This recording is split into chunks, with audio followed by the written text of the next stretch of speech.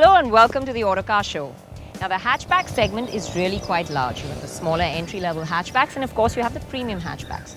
Now these premium hatchbacks have been further divided into entry-level premium and more premium hatchbacks, and prices are now actually blurring the lines quite a bit. The Hyundai Grand i10 has come in to confuse everyone a little bit more, put itself plumb in the middle at around 6.41 lakhs ex-showroom. Now at that price point it really goes head to head with the Liva, which is just about there. But we thought we'd make a comparison really across the range, starting with the Figo, that's about 6.17 lakhs ex-showroom, going right up to the Swift, which has always been the king of the segment, at 6.87 lakhs. Well, let's see how the Grand i10 does.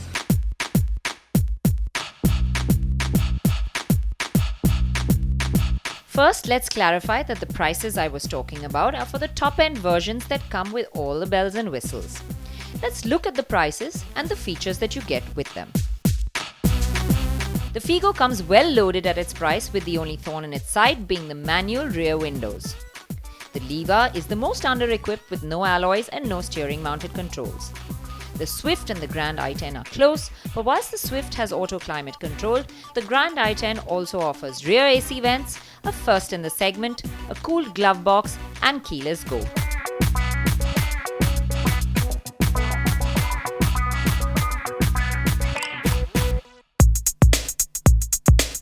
As far as looks go, although the Figo has an attractive front, it's the one that looks most dated. The Liva with its staid and simple lines comes across as a little boring. And it's the Swift and i10 that really score here. The Swift can hold its own and still looks modern, but it's the i10 with its large hexagonal air intake, swept-back headlamps, sloping roofline and eye-shaped tail lamps that looks the most contemporary. The Figo lands up looking really old school. Plastic quality, quite shiny. The aluminium bits also look very plasticky. Knobs and buttons look like they're out of the old Maruti 800. If there are some nice touches, it's the AC vent that has this nice large airflow area that keeps you really cool. The boot release button that's on the dash.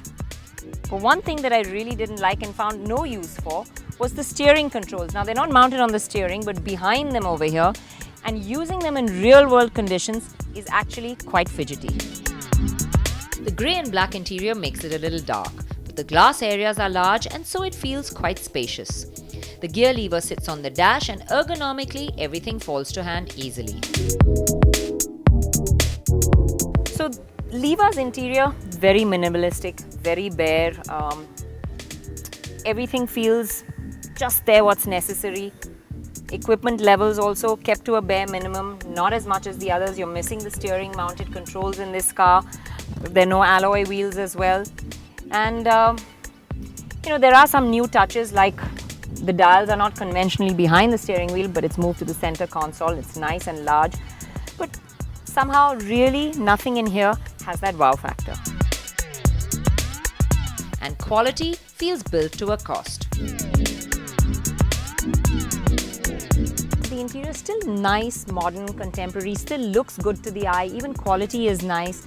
Plastic's not too shiny. Some neat touches like the coffee cup holder for the passenger. You have everything that you really need: the steering mounted controls, the music system, your USB, your aux ports. And what it has that the other cars don't have is automatic climate control. The Swift may have less storage area in the central console than the Grand i10, but it does have a nice cubby hole above the glove box that you can slip things like phones into. The front seats of the Swift are extremely comfortable, and if you have to drive long distances, this is a good place to be. The i10's interior is the one that I really like most. I think this two-tone coloring on the dash really works, makes it nice and airy on the inside. The beige gives it a lot of room. There's nice large glass area. Seats are comfortable. With the gear lever being up on the dashboard, there's a lot of storage space that's opened out here near the handbrake section. You have a nice cubby hole here to store your phones and everything else. And in fact, equipment levels are very good for the price that it comes at. You have loads of steering mounted controls, so you can do everything while you drive. And of course, it has the keyless go that the other cars don't have. The chunky leather-wrapped steering houses the most controls from the lot. And the quality all over the interior is really one that feels premium in this segment. The music system comes with all the standard features plus a 1 GB internal storage. There are some thoughtful additions too, like the slot to store the rear seatbelt when it's not in use. So when it comes down to interior and quality, the Swift and the Grand i10 are the ones that score. The Figo has the largest boot, with the Grand i10 coming in second, closely matched to the Liva, and it's the Swift that actually has the smallest boot of the lot.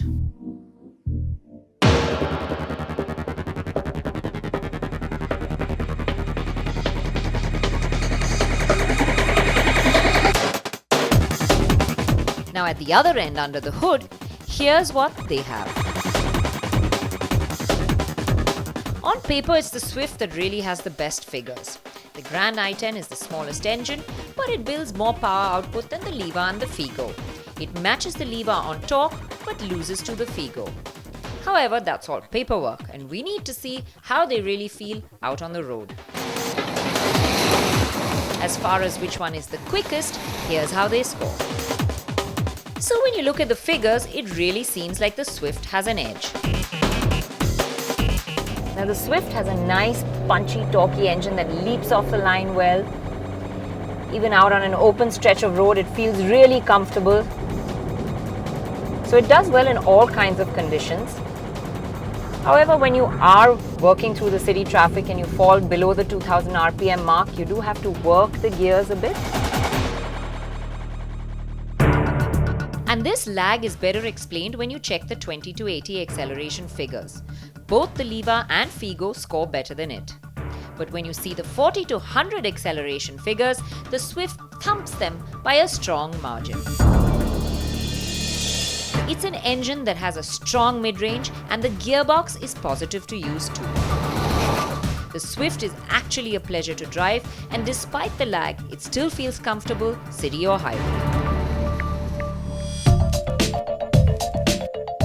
Now, the Liva's engine is not exactly sprightly. The acceleration is more linear. However, it still feels better than the Grand i10. And it's only when you want to get an urgent move on that you will miss the power. Otherwise, it does pretty well. And where it really scores above the rest is when you're cutting through city traffic. It ambles around easily, gear changes are minimal, and driving in heavy traffic will be a breeze in the Liva. A light clutch and a smooth gearbox make it easy to drive. The acceleration is nice and linear, and though it's not punchy, it's really not too bad, because in the 0 to 100 it only comes in second to the Swift. And it matches it in the 20 to 80 slog. But you realize its weaknesses when you see the 40 to 100, where it's a full 2.5 seconds slower than the Swift. The engine is quite refined too, but it's more audible than the Grand i10, which actually feels the most refined of the lot. Now the i10's engine is the smallest, and it really feels the smallest of the lot, especially if you're out on an open stretch of road. It struggles at the top end, and if you really want to extract the power, it's better to short shift, because if you try and pull it all the way to the red line, it sort of runs out of breath. But what this car does really well is amble around in city traffic.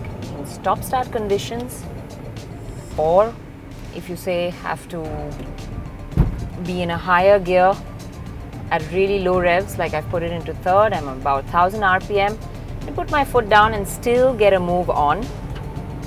So you can be lazy, you don't have to use the gears much. And for a regular home to office trot, this one will do pretty well. It just lacks the torque of the bigger motors, and so despite the fact that it's quite drivable, the in-gear figures still lag behind the others. The gearing works for the city though, and if it's heavy traffic commutes that you're doing, you won't miss the power. The lightness of the controls helps the i10 feel really comfortable and easy in the city, but the moment you get an open stretch of road, it feels less than adequate. The car has some body roll, and the steering feels over-assisted too. The Liva, also like the Grand i10, feels nimble in the city, but driving enthusiasts will feel a big sense of disappointment with the lackluster steering. It just doesn't offer any feedback, and with plenty of turns to lock, it's quite slow as well. The dead zone at the straight ahead position doesn't allow you much confidence on a highway, although the car does feel stable and planted. The Swift combines nimbleness and stability really well. Although the clutch is a little heavier than the Liva and the i10, you can still punt around in traffic easily and it's not painful. But when we talk about going around the corners, it's the Swift that offers a sense of stability the other two just don't have. In fact, the Swift is quite a lot of fun to drive. But the winner when we talk about handling is really the Figo. The Figo steering a little heavy, especially when you have to U-turn and you're in city traffic. But get a nice twisty, windy section of road and you're really going to enjoy it. This car's handling is impressive. You can chuck it around corners with a great amount of confidence and have quite a lot of fun with it actually. And what's more impressive is the way that it combines handling with ride quality. It just absorbs all the bumps and potholes that the Indian roads have to throw at us. The Figo backseat is quite wide and that's what makes it feel spacious. But that angled roof leaves it with the least headroom. Now the backseat of the Figo, the windows are manual, and when you do wind them down, you can't have the window full open because it only comes down halfway.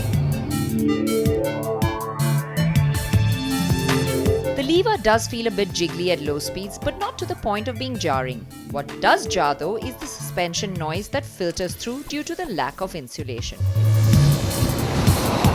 Now if it's backseat and space that you're bothered about, then the Liva is the car that you have to look at because it really offers up space in good measure, be it legroom, be it headroom, or just sheer width in the back seat. It has the most. And of course, the third passenger will be very comfortable too because the floorboard is almost flat and the central console just doesn't intrude into the rear. The Grand i10 feels spacious with the beige interior and glass giving it an airiness, but you sit a little low in the rear seat. The low-speed ride is mainly good due to the soft suspension, but it does thump over sharp bumps and expansion joints. And when you do go quicker over patchy roads, it's nowhere as stable as the others. It's the Figo and Swift that really score as far as ride and handling compromise go, with the Figo scoring slightly over the Swift. The Swift rides quite well over the bumps and potholes and is good with minimal vertical movement and a supple edge. However, despite the fact that it matches the others pretty much in terms of actual space measurements, it feels more cramped in the back seat. With the all-black interior, the small windows, the rear feels very claustrophobic. Well, we've covered almost everything, but let's take a look at how thirsty they are.